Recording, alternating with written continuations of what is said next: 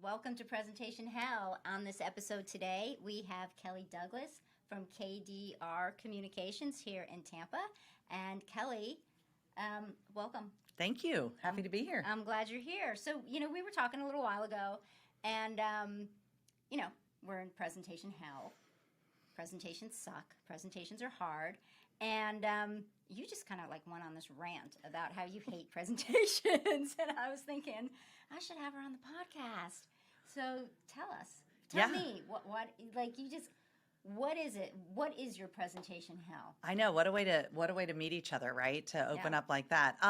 So my presentation hell, I think, really is around not having it as a core function of what I do and how I do it, right? So I learned quickly with running my own business, outsource what you don't enjoy, right? And outsource what you're not really in your core competencies. That's smart. So you can focus on what you do best. Yeah. So right? I think that, that really is where this comes from is I just don't enjoy doing presentations. I can't imagine anybody not enjoying doing presentations. Yes. What is it specifically about presentations that you hate?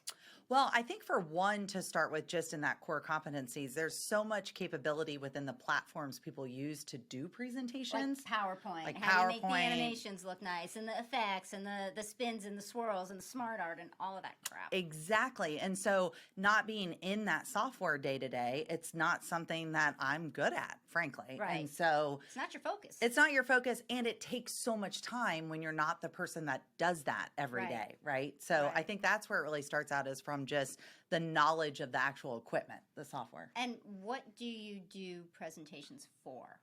I typically do presentations for clients who are either putting together their initial pitch deck or they're going after a procurement opportunity, really around those entities, proposals, et cetera. So that's interesting. So you're a communications company. Correct. So you're advertising, marketing, promoting your clients. And what you're finding is the actual making a presentation. So you're making presentations for clients. Correct. You're not pitching yourself to them. Correct. But so now you're responsible for making it for them. So knowing that it's not your core competency, but still, as a communications agency, it's something that probably should be in the wheelhouse, or you can outsource it and have a team to make it part of it. It's something. Presentations are part of the marketing toolkit. Absolutely. People use presentations and slides to communicate every day, all the time, in business, socially. We're always presenting. Yep. So how do you go about it? How do you get yourself organized now that you have to do something, not your core competency, but what do you do? Yeah, so I think you're absolutely right. Like it might not be my core competency, but it's definitely something I have to offer and be capable of doing on behalf of my clients. So really now it's a matter of outsourcing, frankly. I have a phenomenal graphic designer. And so he knows enough about PowerPoint that gets us, to where we need to be. I think the struggle comes in knowing what could potentially be done versus what we're doing. And I think that's where, when I met you, I was like, wow, that's an interesting concept. Right. So I think that's really where we start, is collecting the information, building the brand, and then translating that into PowerPoint, right? Into slides. Yeah. Right. Into slides. So tell me, what was you personally for your? What was the best presentation that you ever gave? Ooh, that I ever gave or ever created? Like an actual deck? Both. Start with the best one that you gave and why, and then we can go on to what you've created. So I would say the best presentations that I've actually given probably don't have decks, frankly. They come from the heart, or they're really just the ability to stand up and tell your story. The authenticity. Yes. I think that, since we're talking presentation hell, I think that's a pet peeve when people rely too much on a deck. Yeah. And they're just reading it, the bullet points through and through. As far as professionally, the best deck I've ever done, when I was in corporate America, we built what we called just a master deck that had probably 50-something slides. But it was the ability for the business development team to be able to go in and just customize as needed based on the customer or the audience, but it was already pre-built and just ready for them. We didn't have to get involved then. You didn't have to recreate it every single time. So as a marketing team in a big corporation, you created a deck that everybody could use over and over and over again. Essentially, you created the structured story for that team. Yep. so that individuals, 50 people, 100 people, can go in and say, I want this slide, I want that slide, I need this case study, I need that bio, I need this pricing, Right. and this competitive overview, and this is my presentation for my big sales meeting tomorrow, bing, bing, bing. So as a big company, they were already looking at presentations like marketing assets that people could use every day. Yep. And you, now that you have your own communications agency, you're seeing that, oh, this is a discipline. This is a service that we need to provide and that we can also get paid for. Right. Yeah. I mean, great point, right? I mean, it's definitely a critical piece of the launch of an organization or even just your daily business activities. I find it's interesting how much the end user requests a presentation. It's just kind of like standard protocol. Like, who gave them a checklist that said before you have a meeting, you have to provide a PowerPoint, but it's constant. It's become the de facto. Yep, it is, exactly. The slides are the day. If it's important, it's in PowerPoint. Yeah. I think also to that point too, arming the clients with the ability to have smart slides where they can speak on their own behalf and you don't necessarily have to talk to them. So I always tell clients when we're developing presentations, make sure it can sit on a conference room table and someone can walk in and pick it up and understand it. So it has to be able to communicate. So how do you make a smart slide? That's a great advice. Yeah. But how do we make a smart slide? So I think it's the balance of providing enough information and enough visual concepts that they can walk away with a better understanding of it. So it's not all words, right? It doesn't explain everything down to the nth degree, but it's enough that they can understand the concept without getting all the details. And then I think it has to look good, right? It has to be entertaining. It has to be able to be something that someone wants to look at, and doesn't just flip through this deck. So there's three things in that scenario. One is they could put the information on speaker notes so that the speaker kind of has the back end.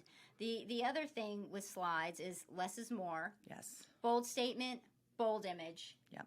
And keep it clean. And then by putting less information on the slide, you're, in a way, forcing the speaker to do a little more. But to your point about speaking from the heart, you're better off just discussing and conversing and talking through something than formally presenting it. Right. And that lets you be you. It lets you be more authentic. Now, some people hate presenting. Isn't it like the number one fear, public speaking? I think that, death, taxes, they're all up there giving presentations. So then how do we help somebody that's like, oh, I hate speaking. I don't want to give a presentation. I just want to read my 37 bullet points on this slide, which for your audience is deadly. Please don't do that ever. How do we get them to overcome that hurdle, that obstacle, that challenge? This episode of Presentation Hell is brought to you by Shuffler. Shuffler is presentation management. It makes presentations easier for everyone in the company. Go to shuffler.com. I once had a boss, brilliant individual, who would say, go talk to a tree. And so when we would prepare for big business development meetings or big proposals, everybody would go outside and you literally would give your presentation to a tree or a bush or whatever you want to, in the mirror, whatever. I used to do that in the mirror to my cat. Exactly. You practice. So I remember a funny story a long time ago when I first started working we did interactive CD-ROM presentations. This is like the year 2000. Yeah, I'm that old, people. And it was the first time I was new to this company. It was the first time I was giving my own presentation. And it was also a demo, so I had to use the technology at the same time. So I wasn't just talking. I was also doing a software demo. And I practiced and I practiced. And I put little Post-it notes on my keyboard on my laptop because I was projecting to help me get through it. And so I go into the conference room, and the chief marketing officer's there, and the marketing director's there, and a couple other like minions, and I'm like standing up there, and I got the projector all set up, and I'm giving my presentation, and I'm doing my demo, and an hour goes by or whatever, and we got the business. I'm like, yay! And the funny thing was the marketing director goes afterwards, after working together for a while, we became friends, and she goes, the CMO fell asleep in your meeting. Oh, no. And I was like, really? I was so nervous, and I wasn't paying attention not to her, you should pay attention to your audience. I should have been because it was a conference table. It wasn't a huge auditorium, but she goes, yeah, she's got I don't know if she's bipolar or Oh no. or maybe she's got like the blood sugar glucose issue, but yeah, she fell asleep in your meeting. And I'm like, well, I mean, we got the sale, so I guess it was a success. Yeah. And if you want to dream about my presentations and I get to sell that way, I think that's okay. Maybe your slides were so good she read them afterwards and could get the whole concept. Well, it was a slide company, so hopefully we were better at giving presentations than the average, but who knows? That was a long time ago. Yeah. But that's difficult, right? I think that points to the fact that you have to speak to the whole audience, right? So you got to get out of yourself. Yeah. And with practice also comes research. Who's going to be sitting at the table? Right. What resonates with each individual that you're actually giving the presentation to, and you've got to customize to that. And another thing you can do after you do that research and you figure out who's going to be in the room, especially if it's a conference room or now on Zoom, because that's what we all do, is call them out individually, right? Or say something if you Google them and you look at their LinkedIn and you see that they donate to the United Way or something, work it into your presentation and look at them. Yeah. When you're like, make it relevant to them and make it personal to them. And that's what you were saying earlier about your best presentations come from your heart. Correct. I mean, obviously you have a lot of confidence to speak and be authentic, and it's hard for a lot. That's why we do presentation hell, because speaking is hard. Yeah. But you bring it off yourself. Right. And bring it onto your audience. In doing that, it takes the pressure off of you, so that makes the job of speaking a little easier. Right. And humor helps too. Humor, yeah. Never shy away from a good joke, right? Or to your point, a good personal story related on what's their interest. But yeah, definitely. Yeah. So we were, and we were just in a presentation a little while ago with Actuology and Wherewithal Bras. So cool what these entrepreneurs are doing from Embark Collective. And was there anything that struck you? They didn't have slides. They did not have slides. It was a Q&A. It was a panel discussion, so it was very impromptu, kind of like this is. Yeah. You don't have slides. I don't have slides. Yep. And I make slides for a living, so I don't have any today.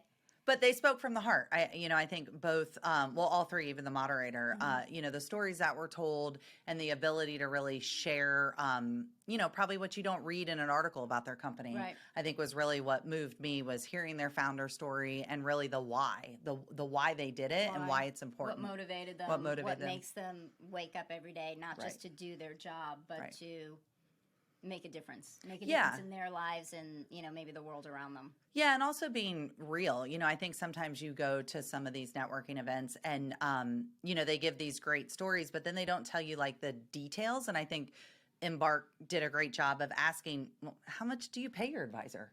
Well, how, like the stuff that usually people don't want to share or don't share. Or they're too polite to ask. Correct. Yeah. So I appreciated getting some of that knowledge that, you can't just Google that. Like that has to come from someone's true story and true journey. So that was great. Great. Yeah. Well, just to sum up some presentation advice, first and foremost, speak from your heart. Second, use humor.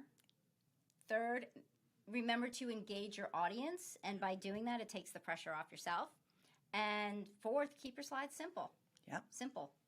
Headline, image, that's it. 2 things on a slide. You'll be good to go. Anything else?